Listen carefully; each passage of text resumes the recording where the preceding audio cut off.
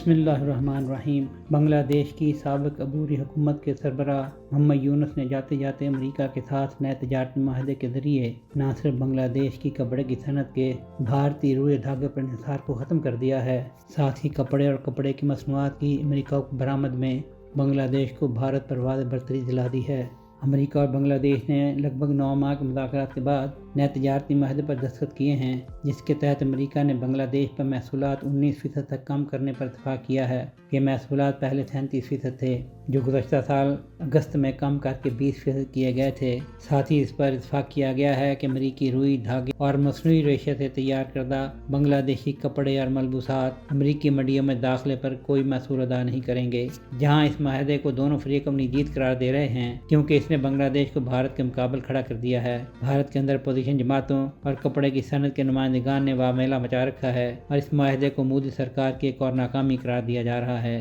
ہندوستان کی ٹیکسٹائل اور ملبوسات کی برآمدات نے گزشتہ مالی سال میں اپریل 2025 سے جنوری 2026 تک معمولی نتائج دکھائے اور اس کی مجموعی مالیت 29.80 ارب ڈالر سے کم ہو کر 13.12 ارب ڈالر تک پہنچ گئی۔ اس برآمدی شعبے کے کلیدی حصوں میں ready made garments 45%، cotton textile 30% اور ہاتھ کے بنائے ہوئے ٹیکسٹائل 12% شامل ہیں، جبکہ ان کے سر فہرست درآمد کنندگان میں امریکہ اور یورپی یونین شامل ہیں۔ بھارت پریشان ہے کہ بنگلہ دیش کی کپڑے کی صنعت اب بھارتی خام مال چھوڑ کر امریکی روئے دھاگے کا استعمال کرے گی، کیونکہ ایسا کرنے پر اس کی کپڑے اور کپڑے کی مصنوعات کی امریکہ برآمد پر صفر محصولات لاگو ہوں گے، جبکہ بھارتی کسان اور دھاگے کی صنعت کو نقصان سے دوچار ہونا پڑے گا۔ رپورٹس کے مطابق بنگلہ دیش بھارتی دھاگے کا سب سے بڑا خریدار رہا ہے، جس نے گزشتہ برس بھارت سے 1.5 ارب ڈالر مالیت کا 57 کروڑ کلو گرام دھاگا خریدنے کے علاوہ 12 لاکھ ٹن سے زیادہ روئی کی گانٹھیں بھی خریدی تھیں۔ یہ امر بھی قابل ذکر ہے کہ گزشتہ سال تک بنگلہ دیش کی کپڑے کی مصنوعات کی کل برآمدات کا 20% اور بھارت کا 26% امریکہ جاتا تھا۔